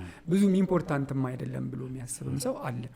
ስለዚህ እነዚህ ሰዎች የመጡት አንደኛ በሆነ መንገድ እንግዲህ 2 አመት ወይ 3 አመት ስትቆይ ዛሬ ያለህ መንፈሳዊ ማንነትና ነገ የሚኖርህ በጣም ኮምፕሊትሊ የተለያየ ነው። ሪሌሽንሺፕ ውስጥም ቻሌንጅ አለ፣ ፈተና አለ። እነዛ ፈተናዎች ሲመጡ በሆነ መንገድ እንደ ስኬፕ ጎት አድርገህ ትጠቀመዋለህ። ያልተገባባ ነው ይሄ ችግር ያጋጠመው የሃይማኖት ልዩነት ስላለን ነው ወይ ምናምን ብለው ሲጣሉ የሚመጡ ሰዎች አሉ። ወደ አንድ መንገድ ብንመጣ አንዳንዶቹ የሚመጡበት ሪዝን ማለት ነው። ሌሎቹ ደግሞ ኦልሬዲ ሽማግሌ ምናምን ሊላክ ሲል ቤተሰብ ደግሞ አልቀበልም ይላል ወይ? በቃ እናትና አባቶቻቸው ሳይገኙ እኮ ትዳር የመሰረቱ በጣም ብዙ ሰዎች አሉ። እሱን ከወደድኩት እናቴ ምን አገባት? በሃይማኖት ምክንያት በቃ በሃይማኖት ምክንያት እናቴ ባትገኝስ? ዋናው ፍቅር ነው። በጣም ከተዋደድን ከተፋቀርን እሱም በሃይማኖቱ ሆኖ እኔም በሃይማኖቴ ይሄ መጽሐፍ ቅዱስ ላይ የለም ባይዘው ለስራ ለምናምን ጥሩ ነው። ስራ ቦታ ላይ ተቻችለ መኖር ምናምን እንደ ሀገርም ብዙ ሃይማኖት አለ፣ ብዙ አይነት ነገር አለ። እሱን ተቻችሎ መኖር ጥሩ፣ ግን ትዳር ነው ቤት አንድ ለመሆን እንግዲህ ቻሌንጂንግ ነው። ስለዚህ ከተግባባንኛ ፍቅር ካለ ኢትስ ኦኬ ምናምን ብለው የሚገቡም ሰዎች አሉ ማለት ነው። ያው ዝም የሊስት ላድርግልህ ብዬ ነው። ከዛ ደግሞ ተጋብተው የሚመጡም ሰዎች አሉ። ቅድም እንዳልኩ ከሰው ከተጋባ በኋላ ሁሌ ሰርግ የለም፣ ግጭት ይፈጠራል፣ አለመግባባት ይፈጠራል ምናምን። የተለያዩ ሰዎች ናቸው። በሆነ መንገድ ችግሮችን ራሱ ሪዞልቭ የሚያደርጉበት መንገድ ፕሪንሲፕሎቻቸው እዚህ ጋር ሊለያዩ ይችላል ማለት። በዚህ ምክንያት የሚመጡ ሰዎች አሉ ማለት ነው። እንደ ቤተክርስቲያን የተለየ እምነት ወይም ከአንተ ሃይማኖት ውጭ የሆነ ሰው ጋር ሪሌሽንሺፕ ውስጥ እንድትገባ አይፈቀድም። ምክንያቱም ቅድም ስንል የእጮኝነት ቤዚክ ፐርፐዙ ትዳር ደግሞ አንድ መሆን ነው። በቃ ክርስቶስና ቤተክርስቲያን ብለናል፣ አካልና ራስ አይደለ? ስለዚህ አንድ መሆን አለብህ። ስፒሪቹዋል ማንነትህ ዲፈረንት ከሆነ በጣም ብዙ ቻሌንጅ፣ እንደውም በዚህ ውስጥ የሚያልፉ ሰዎች በጣም ያሳዝናሉ። ብዙ ችግር ውስጥ ነው የሚገቡት። በጣም ብዙ መከራ ያጋጥማቸዋል ብዬ አስባለሁ። ቅድም እንዳልኩ አንደኛ ሪሌሽንሺፕ ውስጥም ሆነው የሚያጋጥሟቸውን ፈተናዎች ሁሉ ለመፍታት ከመሞከር የሆነ በቃ ስኬፕ ጎት መፈለግ፣ የጦስ ዶሮ ፈልገ በቃ ያልተግባባ ነው በዚህ ምክንያት ነው በሃይማኖት ምክንያት ነው ብለህ ችግር ትፈጥራለህ ማለት ነው። ስቴብል ሆኖ የመቀጠል ቻንሱ ጠባብ ነው። ከዛ በኋላ ከገባ በኋላ ያለውን ችግር ግን በደንብ ማብራራት ፈልጋለሁ። እሺ ኢትስ ኦኬ ብለው ደግሞ የተጋቡ ሰዎች ምን ያጋጥማቸዋል? ስለዚህ እነዚህ ለመጀመሪያ ያሰቡ ዳር ያሉ ሰዎች እንደማይፈቀድ ግልጽ ነው ማለት ነው። በቤተክርስቲያን አይፈቀድም። የማይፈቀድበት ምክንያት ለራሳቸው ነው፣ ለመከልከል ምናምን ሳይሆን ትዳር ውስጥ በጣም ብዙ መከራዎች አሉ። ብዙ ፈተና ሊያጋጥም ይችላል፣ አለመግባባት ሊኖር ይችላል። እነዛን እንዴት ነው በተለያየ እምነት ሆነ ልትፈታቸው የምትችለው? ስለዚህ ትዳሩ ሲጀምር ራሱ ፈርሶ ነው የሚጀምረው ማለት ነው። አንድ ሆነ አይደለም የምትጀምረው። አንድ ላይ አትጸልይም፣ አንድ ላይ አትጾምም፣ ስፒሪቹዋሊ አታድግም ማለት ነው። ወደሆነ ከፍ አትልም። ከዛ ውጪ አሁን ኢምፖርታንት አይደለም ያልከው እግዚአብሔር፣ አሁን ኢምፖርታንት አይደለም ያልከው ሃይማኖት ኢምፖርታንት የሚሆንበት ታይም ትዳር ውስጥ ይመጣ ይችላል። ልትታመም ትችላለህ። ስራ በጣም ሰክሰስፉል ሆነ ስራ ኦል ኦፍ ዜሮ ሲሆን የሆነ በቃ መንፈሳዊ ያልሆኑ ሰዎች ትዳር ውስጥ ገብተው በጣም መንፈሳዊ ይሆናል። እሷም ታጠነክራለች፣ እሱም ደግሞ ሲያጠነክር ምን ይፈጠራል ማለት ነው። ልዩነታቸው በዛው ልክ በጣም እየሰፋ ይመጣል። ከዛ ውጭ ደግሞ ሌሎች አለመግባባቶቻቸውን መፍታት ከፈለገ በሆነ ምክንያት ማምለጥ ሲፈልግ ያው እኔ መጀመሪያም የሃይማኖት ልዩነት አለን እሱን ዝም ብዬ ነበር፣ አሁን ግን ለእኔ ይሄ በጣም ኢምፖርታንት ስለሆነ ብሎ እሷ መቀየር የማትችለውን ነገር ሪኩዌስት ያደርጋል። ለእሷ በጣም ያ መቀየር ሞት ነው ካለች፣ መጀመሪያም እኮ ሞት ስለሆነባቸው ነው አንድ ሆኖ ያልገቡታል። የሆነ ሰዓት ላይ ወደ አንድ ማምጣት ስላልቻሉ ነው የገቡት። ከገቡ በኋላ እሷን መፍታት ሲፈልግ ወር በሆነ መንገድ ሲፈልግ በዛ ምክንያትም የተፋቱ ሰዎች አሉ ወደ ተለያየ ዳይሬክሽን ግሮ አረጉ በቃ መተው ለምሳሌ እኔ መጀመሪያ ኢምፖርታንት አይደለም ብዬ ነው ያሰብኩት ለኔ አሁን ኢምፖርታንት ነው ስለዚህ ትማር እሱ ተምራ መለወጥ ከቻለች ትዳሩ ይቀጥላል ካልቻለሽ ግን እኔ መቀጠል አልችልም ለኔ ይሄ በቃ ቅድም እንዳልኩ አንድ አይኔና ታውጥቼ ልጣላት ይመጣል ማለት ነው ከዛ በኋላ እሷን ደግሞ ስታገኛት ቶታሊ ለመማርም ሬዲም ዝግጁም አይደለችም ግን ሂድን የሆነ ሌሎች ያልተጣጣሙባቸው በጣም ብዙ ጉዳዮች አሉ ለሰው ግን ስታወራ እና ስትናገር ደስ ይላል በሃይማኖት ምክንያት ጠንካራ ስላልተግባባን ተለያየን የሆነ ለሰውም ጥሩ ሪዝን ነው ለራስም ለኢጎህም ልክ ይመስልሃል ግን ዲፕ ዳውን ያደለም ችግሩ ስለዚህ እሱ አንደኛው ቻሌንጅ ከአንዴ 2-3 መብራት የጠፋ አስቸግሮናል አይደል ይደረጋል ያ በጣም የሚገርም ቶፒክ ላይ ያለ ነው ግን በመብራቱ በጣም የተፈተነን ነው ሶ አንተ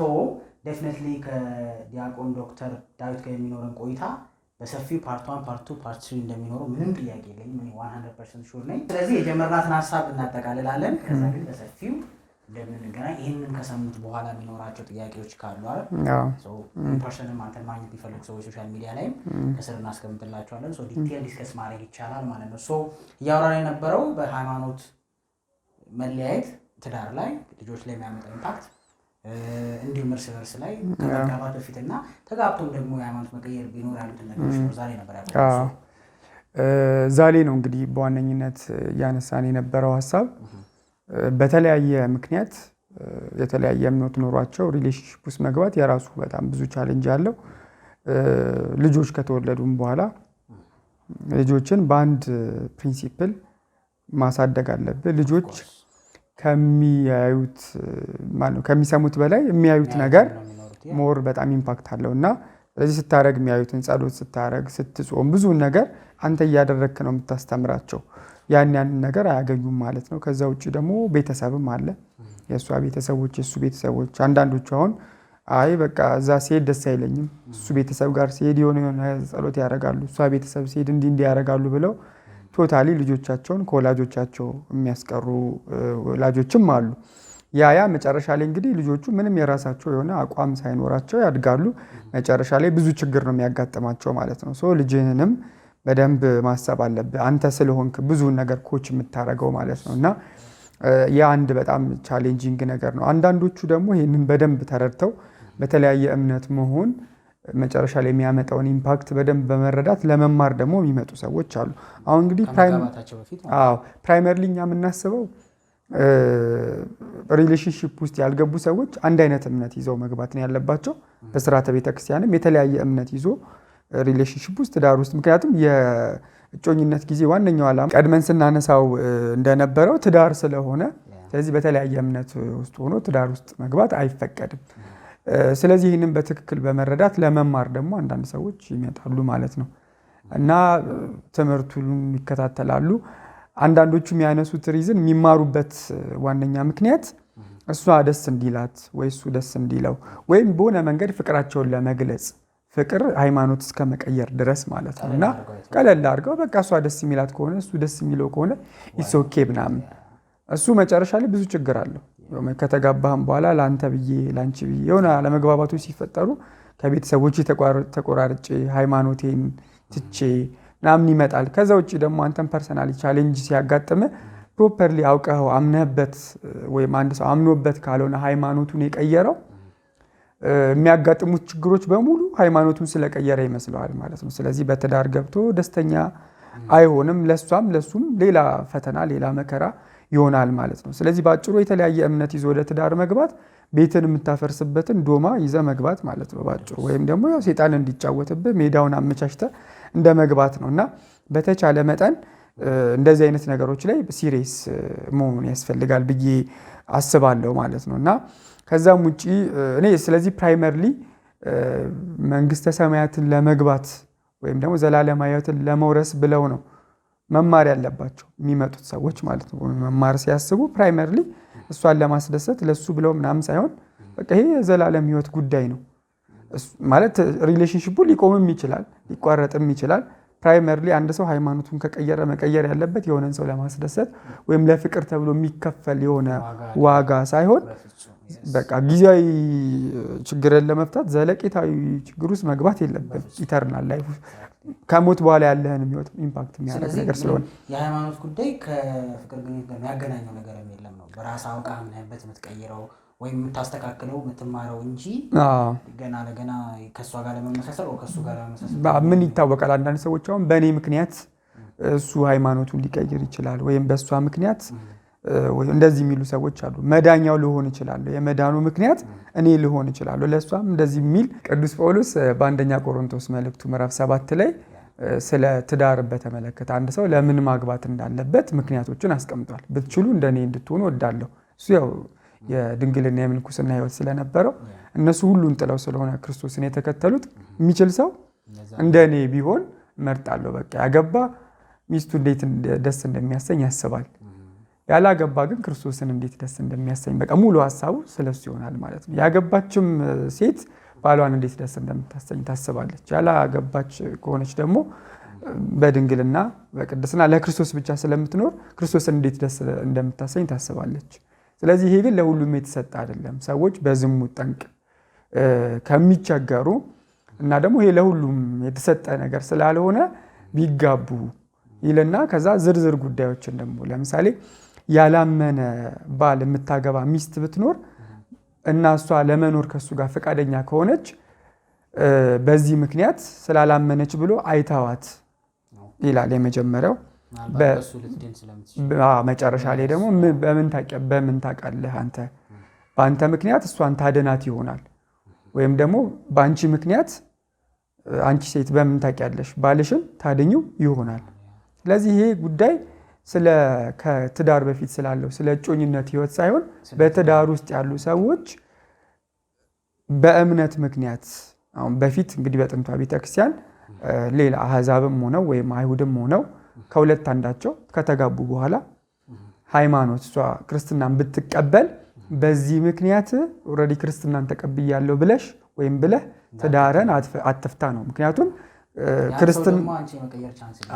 ክርስትና ትዳርን የሚያፋታ ይሆናል ወይም ደግሞ መፋታት የሚፈልጉም ሰዎች ክርስትናን ይቀበላሉ ማለት ነው።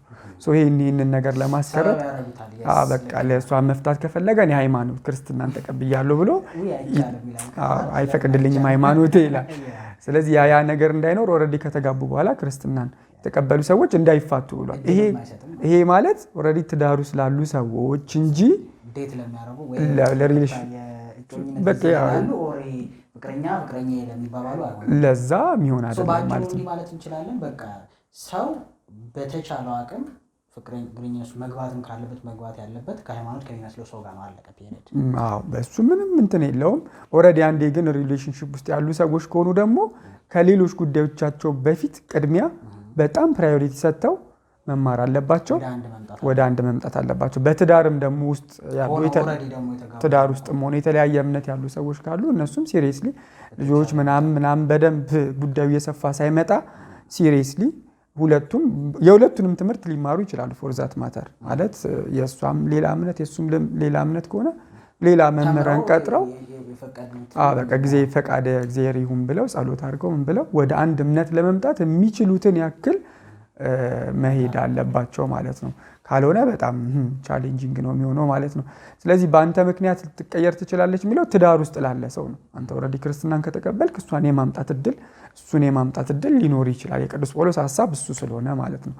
ስለዚህ በተለያየ እምነት ሆኖ ወደ ሪሌሽንሺፕ ወደ ትዳር መግባት በቤተክርስቲያን የማይፈቀድ ነገር ነው። በዚህ ህይወት ውስጥ ያሉ ሰዎች ደግሞ መማር አለባቸው፣ ወደ አንድ ሀሳብ መምጣት አለባቸው ነው። ነገር ከፈጣሪ ጋር ያገናኛል፣ ለምክንያቱ ነው ያገናኛል ለምናምን ተብሎ እንደ አድቫንቴጅ የሚጠቀም ሰው አለ።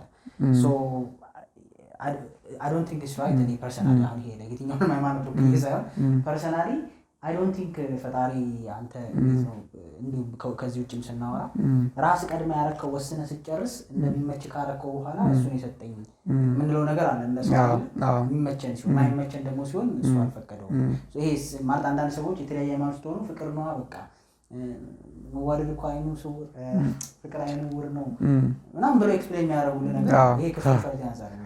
ያ ምክንያቱም ምንድነው መሰለህ አሁን የሰው ልጅ የተፈጠረበት ዓላማ ምንድነው የሚለው ነው ፕራይመሪሊ። ይሄ ጊዜያዊ መቼስ በምድር ላይ የምንኖረው ጊዜያዊ ቆይታ ነው። ሁላችንም የተፈጠርነው በእግዚአብሔር መልክ ነው። የመጨረሻ ግባችን ክርስቶስን መምሰል ነው። ስለዚህ ትዳር ማለት መረዳዳት ማለት ነው። አንደኛው የትዳር ዓላማ እንድትረዳዳ ነው። የምትረዳዳው በምንድን ነው? ስፒሪቹዋሊም አንተን ወደ መንግስተ ሰማያት ለመድረስ ወይም ክርስቶስን ወደ መምሰል የምታግዝ እንጂ ከዛ መንገድ የምታስወጣ መሆን የለበትም በምንም አይነት ሪዝን ማለት ነው። እሱም አንደኛ ቤዚክ ሪዝን ነው። ስትተጋገዝ በቃ እሱ አሁን አንተ የምትሄደው የምታስበው ሌላ ነው፣ እሷም የምታስበው ሌላ ነው። ቅድም እንዳነሳ ነው እኮ ፍቅርም በሆነ መንገድ ልጆች ሲመጡ በዛ ውስጥ ቻሌንጅ ሲመጣ ምናምን አንተ አሁን ብዙም ኢምፖርታንት አይደለም ብለህ ያሰብከው እግዚአብሔር በጣም ኢምፖርታንት የሚሆንበት ሰዓት ይመጣል። የሰው ልጅ ብዙ ነገር ሊያጋጥመው ይችላል። ስለዚህ ያኔ አንተ ወደምታምንበት መንገድ ስትሄድ እሷም ወደምታምንበት መንገድ ስትሄድ ልዩነታችሁ በጣም እየሰፋ ይሄዳል ማለት ነው። እግዚአብሔርን ሳያስቀድም ያለ እግዚአብሔር ፈቃድ ያንተን ፈቃድ ነው የፈጸምከው ማለት ነው እንጂ እግዚአብሔርን ፈቃድ አልፈጸምክም። ፈቃድ እግዚአብሔርም እኮ እንዴት ይታወቃል ስትል እንግዲህ ግልጽ የሆነ የእግዚአብሔር ፈቃድ አለ መጽሐፍ ቅዱስ ላይ የተጻፈ እግዚአብሔርም የሚያውቀው አንተም የምታምንበት።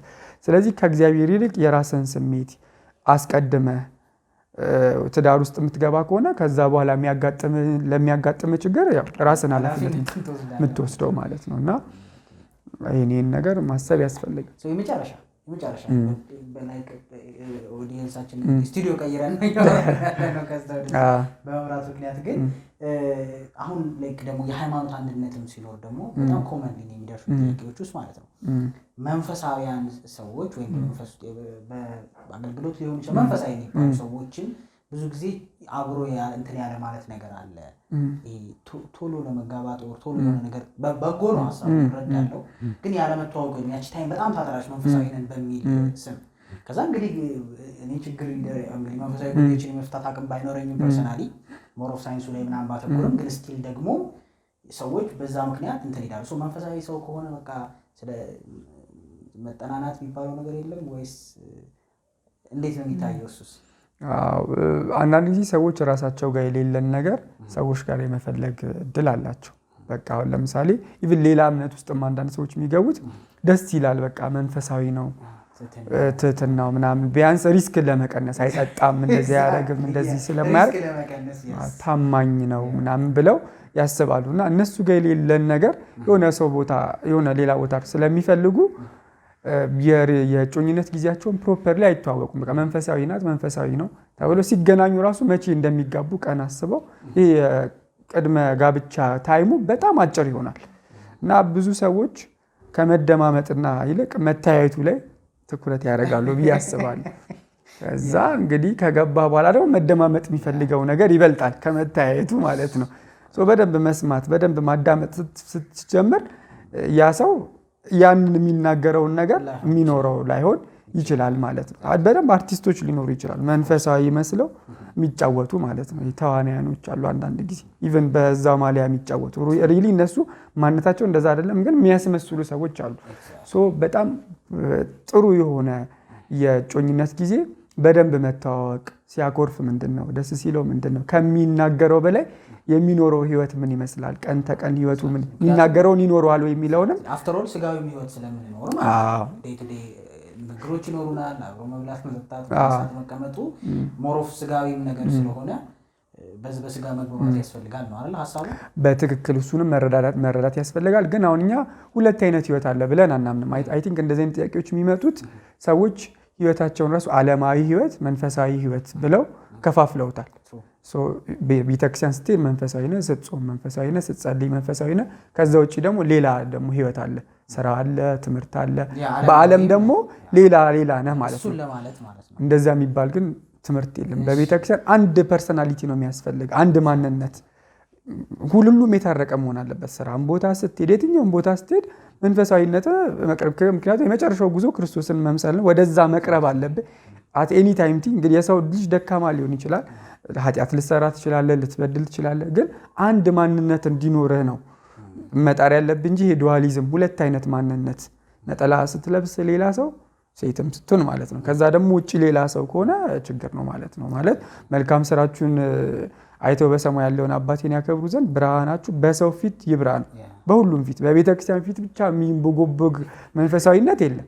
ሁሉም ቦታ ያ መታየት መብራት መፍሰስ ለሌሎች ምስክርነት ስለሆነም ክርስትና ማለት ነው። ለምን እንዳልኩኝ ግን ታውቃለህ ዶክተር፣ አሁን ይሄ በመንፈሳዊ አገልግሎት ብቻ ይመዘናሉ ሰዎች አይደለም። ያ ቢሄቪራቸው ዓለማዊ ላይ ነገር ላይ መኖሩን ቼክ ለማድረግ እኮ ነው። ልክ ነው። በተለምዶ እንከፍለዋለን አይደል? የዓለማዊ ህይወት ምንድን ነው ከተባለ የዓለማዊ ስራ ይሄ ነው፣ የዓለማዊ እንደዚህ ይሄ ነው አይደል? የዓለማዊ ታይትል ይሄ ነው ይባላል። ከዚህ መንፈሳዊ ደግሞ አለ። ኮመንሊ እንደ ሚስቴክም ወሰደው፣ ግን ኮመንሊ የምትሰማው ኢቭን ሃይማኖት ሰዎች ላይ ራሱ የምትሰማው በዓለማዊ መምህር ነኝ፣ በዓለማዊ ኢንጂነር ነኝ፣ አንተ በዓለማዊ ዶክተር ነህ፣ የህክምና ባለሙያ ነህ አይደል? ለማንነት ኖሮ ለቃላት አገላለጽ ነው እንጂ ያው የቃላት አገላለጽ ነው። ሶ ዴፊኒትሊ እነዚህ መንፈሳዊ ማለት በመንፈሳዊ ነን የሚሉ ሰዎች እንግዲህ ሪሌሽንሺፕ ላይ ምክንያቱም እኔ አሁን እንደ ዓለማዊ ሰው አሁን እኔ በደንብ ሞር ዓለሙ ላይ እንዳለ ሰው ለበለው መንፈሳዊ ብዙ ጎበዝ አይደለሁም። ጠንካራ መንፈሳዊ አገልግሎት ስለሌለኝ ዓለማዊ ላይ እንዳለ ሰው ምሰባው እንዲህ ነበረ፣ አሁን እንደዚህ ነበረ። በሁሉም ሃይማኖት ነው ሲባል ኦርቶዶክስ ተነሳው ዲያቆን ነበረ፣ ፓስተር ነበረ፣ እንዲህ ነበረ፣ አገልጋይ ነበረ፣ እንደዚህ ነው እሱን ያመንኩት ለዚህ ነው ያመንኳት ለዚህ ነው፣ ወይ ደግሞ የሙስሊሞችም ይኖራል እና እሱን አይቼ ነው ሲገባ ግን እንደዚህ ነው አይረዳም ለኛ ነው ማለት በእርግጠኝነት እናንተ ጋር የሚያጋጥም ኤክስፒሪየንስ።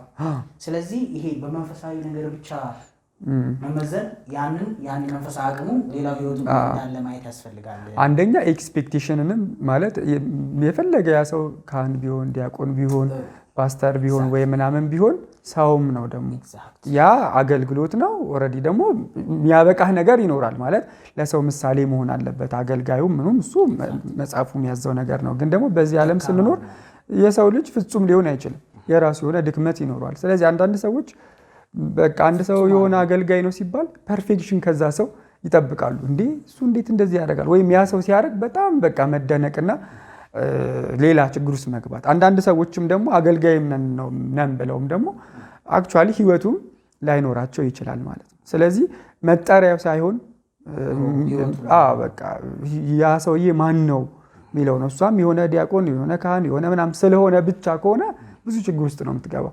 ያቱም ምንድነው ከዛ ሰው ጋር መገናኘት አለባት። ምን ደስ ይለዋል፣ ምን ደስ አይለውም፣ ምንድነው ጠንካራ ጎኑ፣ ምንድነው ደካማ ጎኑ መሸከም እችላለሁ ወይ አልችልም ወይ።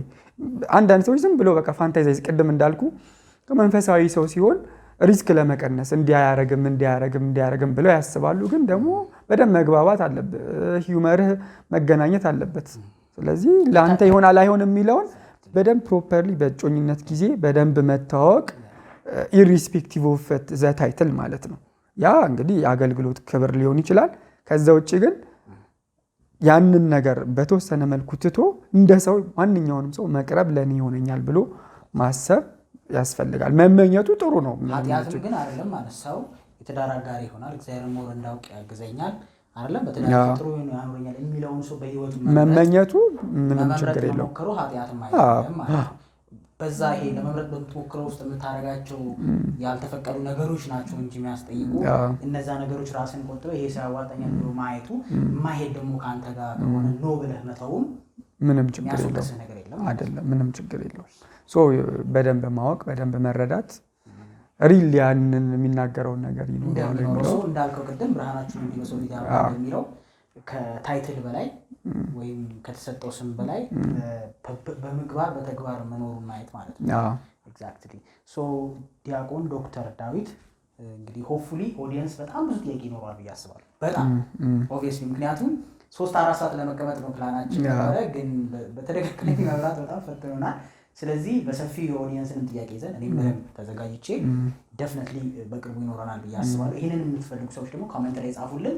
ከዛም በተረፈ ደግሞ ጥያቄዎች ካላችሁ ኮሜንት ላይ ብታስቀምጡ እኛ ስክሪንሾት አድርገን እናስቀምጣቸውና ኔክስት ታይም በደንብ እንዲመልስልን እናደርጋለን። አክብረህን ከአንዴ ሁለቴ ስቱዲዮአችን ድረስ መጥተህ ይህን የሚገርም ቆይታ ስላደረክልን በጣም ከልብ እናመሰግናለን። ያው ፍሬንድሊ ዲስከሽን ኢንተርቪው እንዲመስልም አልፈልግም፣ እንደ ጓደኛ ነው እያወራን ያለው። አክብረህን ብዙ ኃላፊነቶች አሉብህ። ምናልባት መጀመሪያ ላይ እንደጠቀስከው ብዙ ስራዎችን እየተውክ ነው የምትመጣው። ጾም ወቅት ነው፣ ማገልገል ሊኖርብህ ይችላል። ግን በድጋሚ እግዚአብሔር አክብርልኝ ዶክተር። እኔም ስለጋበዛችሁኝ ስለጠራችሁኝ ጥሩ ውይይት ስላደረግን አመሰግናለሁኝ።